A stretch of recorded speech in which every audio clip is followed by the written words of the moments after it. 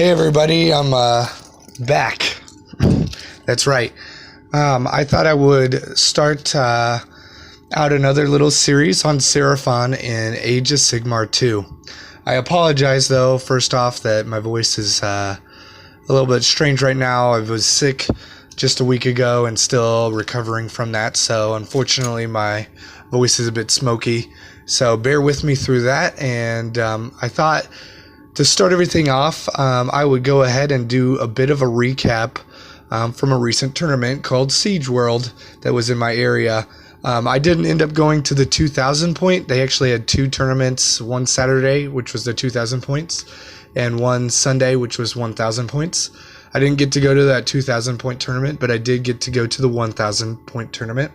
It was an awesome turnout for the amount of points. At 1,000 points, you don't always have huge tournaments, but we had a good turnout, and also for our area, which is really still building Age of Sigmar back up. So I was pretty glad to be involved with that. It was really fun. It was a great little tournament and ended up kind of dead in the middle. I believe we had 10 people, and I ended up tying for 6th. So that was really a really fun ride. Now, I really apologize. I don't have all of pictures from the tournament from my opponent's lists. I have a few. I was able to take a couple, but a lot of the time was spent trying to get as much possible done. I think it was only 1.5 rounds. So with that being said, there wasn't a lot of time for pictures in between turns, especially with all the new things you have to do in interactions. So I apologize to that, especially for my opponents. They all had beautiful armies, and they were all really fun to play. So I don't have anything to show really for those. A few pictures here and there, and then also the lists I'll put up during it so you can see, the background of what they were playing each. But just going through generally, it was 3 rounds. We were playing in realms with the realm-specific spell on the realm command, but none of the realmscape features. Also, none of the spells of the realms. So you only had the one spell that your wizard would know in that realm. But other than that, you didn't have the other spells. So it was a pretty down-to-earth little tournament. My first person to play was actually Greg, which is part of the team of Sigmar and Sons, another great podcast that's actually out of this area as well. He was an awesome opponent. He played Tomb Kings, which was pretty much 2 units of snakes, 2 units of skeleton chariots, and then I think a Tomb King and maybe like some banner bearer that saved the king. So a really compact, tight list, but that list would just keep coming back. Those snakes would not go away. Luckily, we drew a really difficult objective as the first mission, which was Knife to the Heart. So it's an all or nothing mission, basically. You have to take the other person's by turn 3 or it's all over. However, with all of the rules and setting up and trying to understand everything and get started in only an hour and a half, we only made it through about round 2 where we were kind of fishing out each other's units. I sent a unit of Saurus Knights over with lances to try to kill his leader real quick. That did not work, but they weren't buffed up or anything, so unfortunately they jumped in there, failed, not any hot dice rolling, and did a couple wounds here and there. We were able to take off the Herald, but basically both of our groups were unscathed. I mean, he took off a unit of Knights, I took off his Herald. I think that was it, and then the game was called just around there, and which was probably good because he was going to bring back everybody back to life. That's basically the Tomb Kings for you. But a really fun game. It went by so quick, an hour and a half did. I kind of wish there's more time, especially if we're only having 3 rounds, but it was good. So we tied on points, and we also tied on secondaries. We were able to get all of the secondaries. I'd have to look specifically at what they were, but they were pretty easy ones, like kill a unit, don't take any battle shock units off. And both of us are sitting here, either no units came off or no battle shock because I'm leadership 10. So basically we were able to take full secondary and a tie for 15 points. Going into the second game was with Stormcast. Chuck was my opponent. a great player. I know he's a tournament player, pretty prestigious in that regards.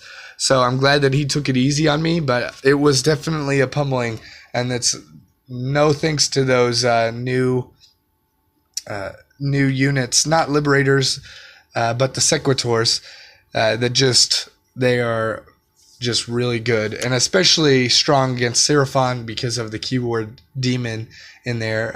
It's not that they are, it just needs to be FAQ'd or changed or something. Maybe their backstory needs to change and a new book needs to drop. No new units or anything, but just to make them not demon. But basically they took double damage from everything.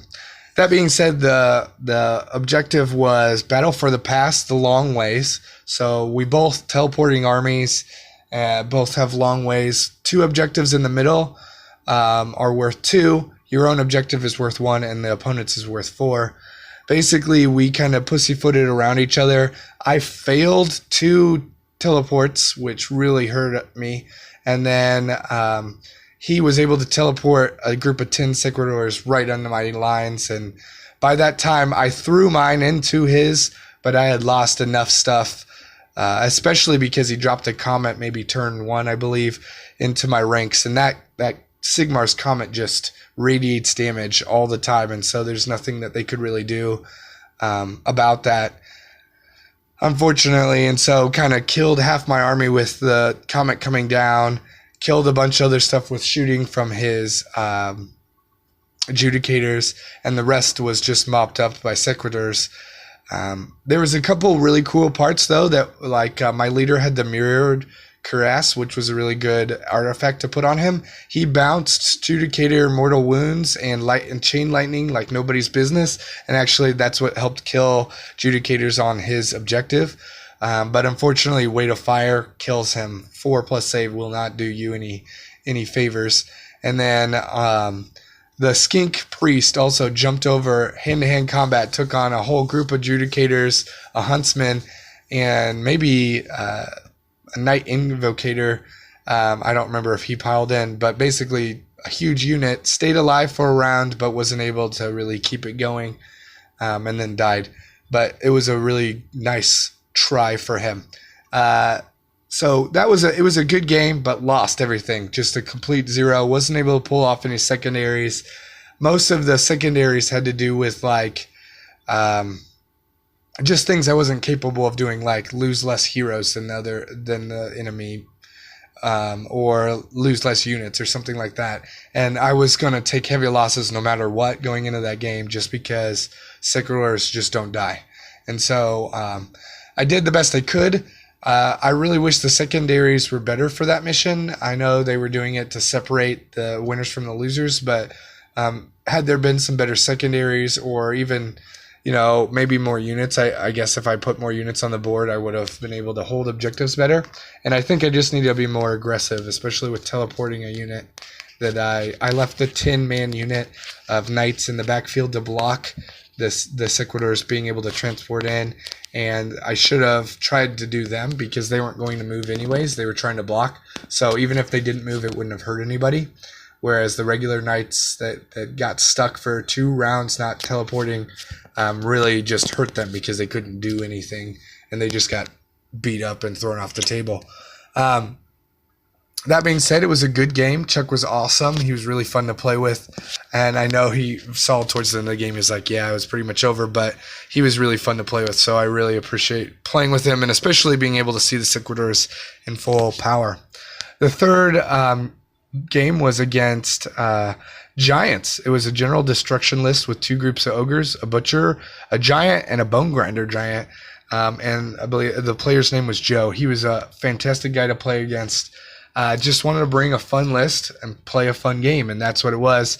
I believe it was escalation was the mission, so 3 objectives on cutting the board at the diagonal, and each worth 1 point just forever as long as you hold it.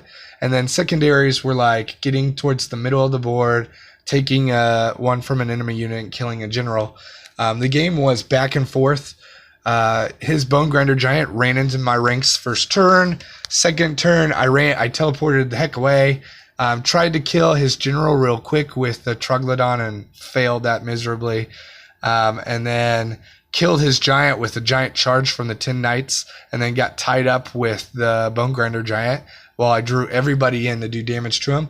Luckily, buffed up Knights with Weight of Fire brought that giant down. Now, 20 wounds is hard to do, but when you're rolling 30 Cold One attacks on top of 10 regular attacks that could do mortal wounds and their bites that could do double damage, you really can chip away at him, especially if you got other units that you're throwing into him so that he can't focus fire in that group.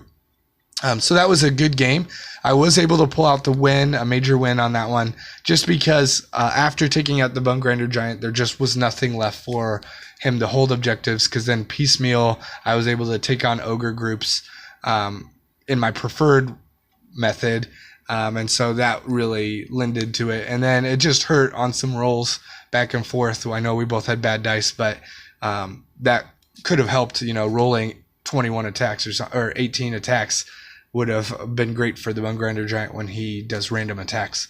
So it was a super fun game. He was able to get his secondaries, or most of them, and I was able to get all the secondaries and the primary, and so it was a really great game, really fun. And so I was glad to be able to do that and play with it, especially against such a cool list. And ironically, his list was able to tie Chuck. That's similarly how we got matched up. He tied Chuck on the first round in Knife to the Heart. So it was a really interesting little jaunt. But altogether, Siegeworld was great. I look forward to it next year. I love this list so much, and hopefully I'll get a chance. I'll try to post some more videos here in the future and just discuss them more. And then I'm also going to try to expand some content as I'm working on a Deepkin army. I know that eels are pretty popular, but I'd like to, work some niche stuff. That's kind of what I like to do. I like to play things that people don't feel are really good and try to work them into being really good. And I know Deepkin have a lot of good things going for them. They're missing a lot of pieces, so that I think people write them off in the competitive scene.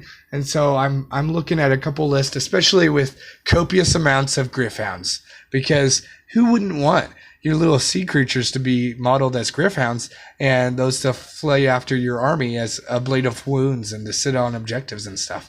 So I'm looking at a list for that, and so hopefully I can get some, reviews of Seraphon units in AOS 2, and then also some Ideneth Deepkin theory hammer. So thank you guys for listening. I know it's not that popular, but I'm glad to be back and glad to put in some good content for you. Hopefully this gets posted soon, and see you guys soon. This is Shiny Dragon Games out.